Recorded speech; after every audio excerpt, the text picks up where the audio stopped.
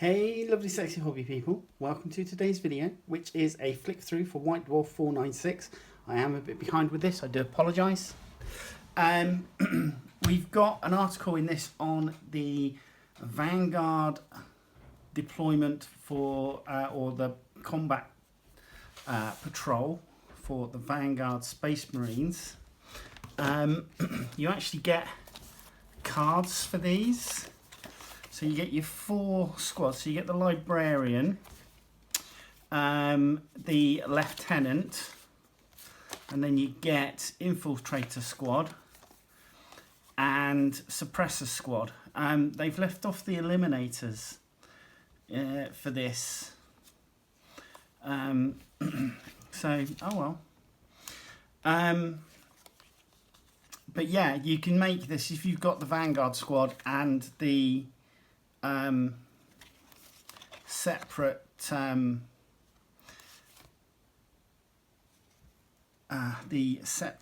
librarian, then you can make this combat patrol, and then Vanguard strike, giant slayer doctrine, rapid repositioning, that sort of thing. Still trying to get over my cold, so I do apologise if I'm a little bit hoarse or anything like that. Sorry. Excuse me. Right, also in this issue's card section includes our 2 scenarios of the month, 1 each for Warhammer 40,000 and Age of Sigmar. Also includes all data sheets and rules you need to field a strike team Solarian in your games of combat patrol. Sorry. Then into contact, readers, models and letters. Nice company shot there. I think that's going to be Uriel Ventress's 4th company. Was he 4th company? Ultramarines. And these nice Sisters of Battle. I like these. Argent Shroud. Not the order that I'd collect. I'm just plain old Our Martyred Lady, but I like the silver on these. Okay, and then we're straight into the bunker. So access granted, challenges, and then your deployment. So you get your card. So you've got scattered deployment for this, gives you your mission rules, mission objectives, a bit more information in the magazine. You have 5 objective markers by the look of it, and your deployment zones are in opposite corners. And then you've got your Age of Sigmar, which is this historical battle plan recreates a battle during the era of the Beast that sees Kragnos and the sons of Behemet meet Gordrak and his War in battle for the first time. This fight will determine which mighty warrior will earn the right to lead both armies as an even bigger force. So that's interesting. Literally split the table in half, the battle zone in half, and those are your deployment zones, basically, or your territories. And then there's a war cry mini tournament in the following pages. So for your battle club, if you so choose to set that up, there's 1, 2, 3, 4, 5, 6 scenarios there. Basic training is taking cover. To be honest, I think if it was happening in real life, you'd hit that deck and you would hug that ground, that dirt, so much that you'd probably get your spoon out and start digging yourself a shell scrape.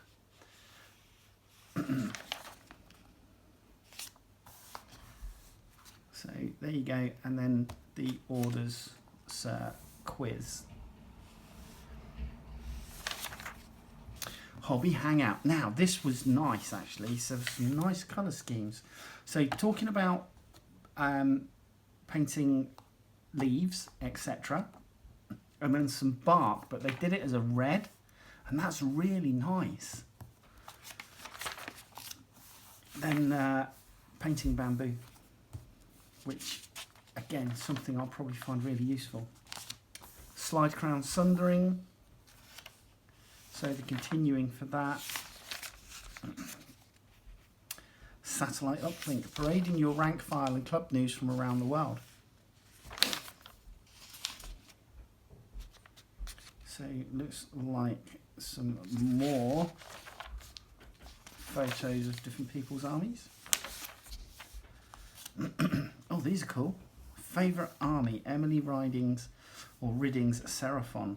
Those are cool.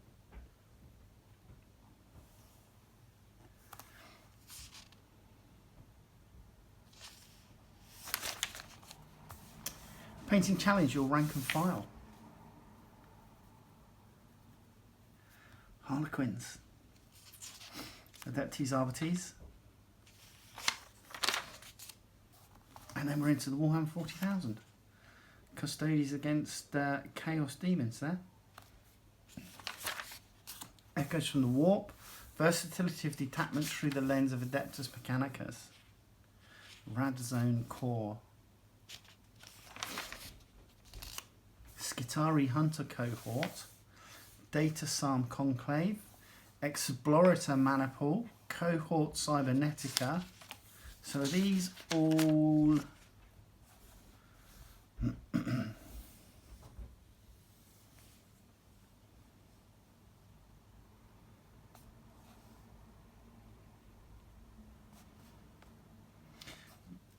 These are all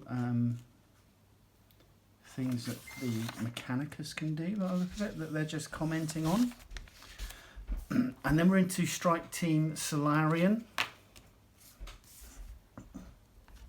Combat Patrol.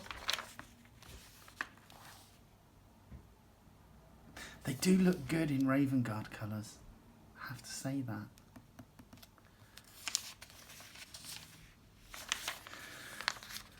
Strike Team Solarian. Optional enhancement, Stealthy Hunter, or default enhancement, Auto Choral Resonators.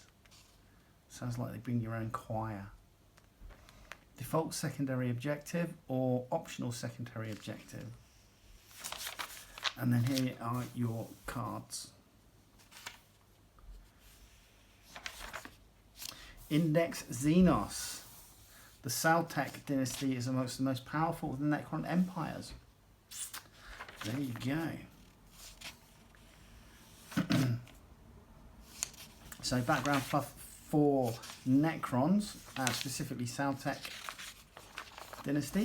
And then we're into a bit of fiction. Stilled Faith Part 1, Acolyte. Agents of the Emperor put dangerous plans into motion. So it looks like they're, whoever it is hunting Gene Stealer cults. Operational Offensives. Rules for linking games of Combat Patrol into a mini campaign. Okay. Playing an Operational Offensive. Operational Offensive Unearthed Advantage. Duel of Strategies, Recon Escalation, Spoils of War, Survival at All Costs, Independent Strike. The Eternal War for Conquest of the Mortal Realms. So we're into Age of Sigmar. So we've got Seraphon against...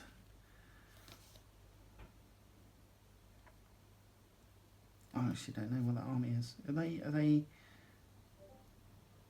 Ossiarch Bone Reapers or something? I don't know. I'm guessing. I'm making shit up.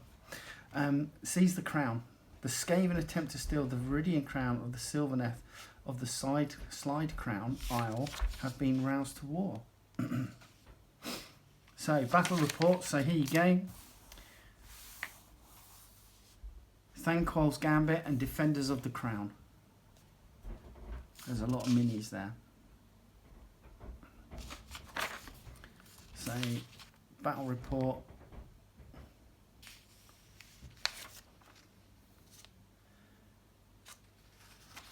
There's some interesting stuff on the Skaven, is it?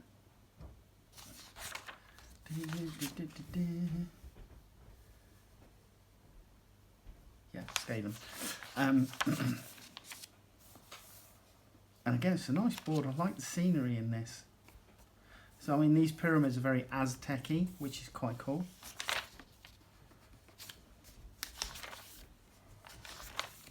So,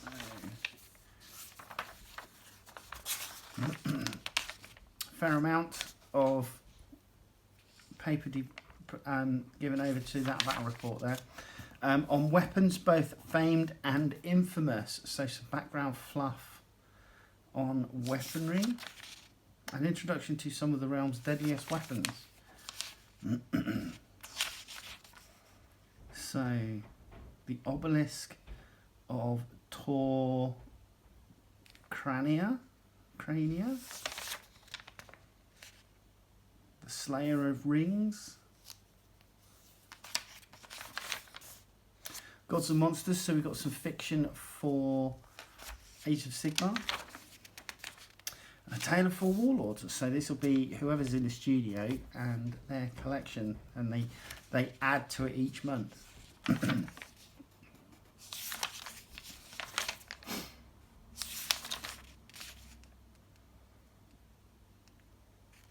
Knights Excelsior. Wasn't that Stan Lee's catchphrase? Excelsior.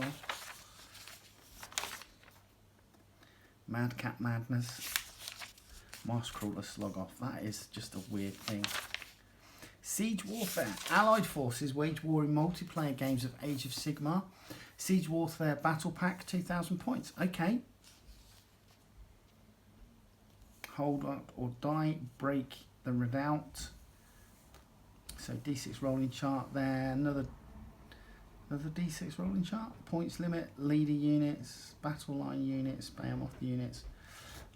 No, that's just what 2,000 points, and then what you can have. So 1 to 6 leaders, 3+ battle line units, 0 to 4 behemoth units, 0 to 4 artillery units, 0 to 3 endless spells and invocations, and 0 to 4 reinforced units, but 0 allied units.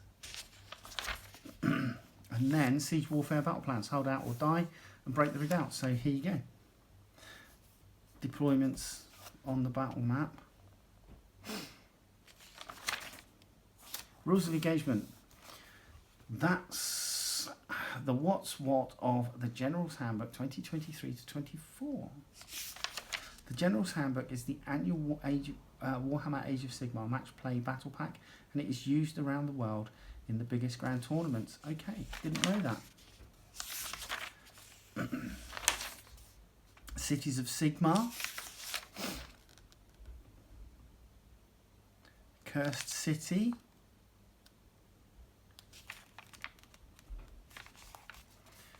Kilda. So we got some data cards. Kilga Skaldaran.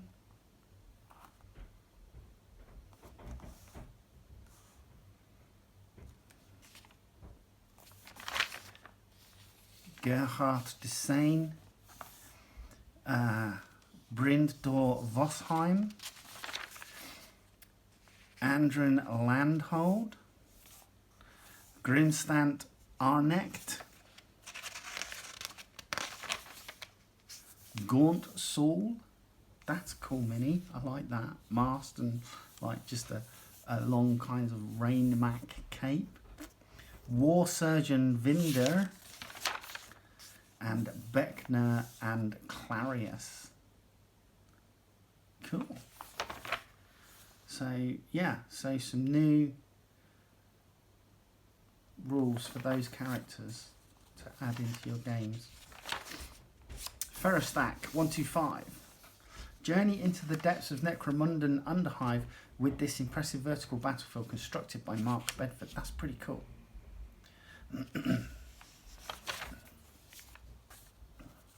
The problem with stacked battlefields is that if, say, for example, you wanted to do a battleship, like a spaceship, for like a boarding action or a space hulk thing, and you wanted multiple levels, you either have to have the upper levels either around the edges, or in the middle if you wanted to play a game like with space. But then the problem that you have is that when you have those upper levels, the lower level, the level underneath it, it then becomes unplayable. So the question is, would you do a separate battlefield, you know, so that as they came down the ladder, down a ladder, for example, to the level below, you would then just place them in the appropriate spot on the battlefield below?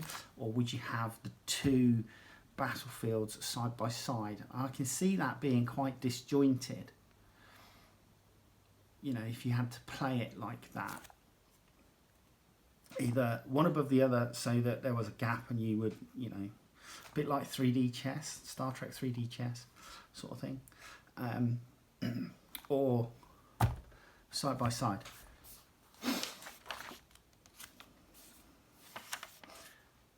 Some great looking scenery shots though. Look at this, this is fantastic.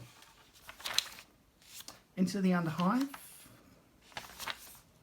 And then Tomekeeper's Legacy of Defiance, Volume 1. So this is new.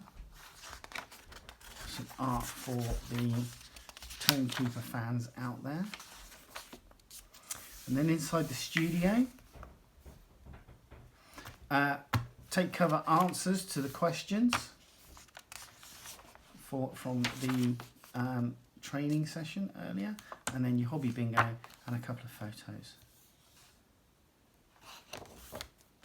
Right, so there you go. Hope you enjoyed that really quick flick through for this. The other cards that you got with this were just obviously bunker progression cards and some recipe cards for painting.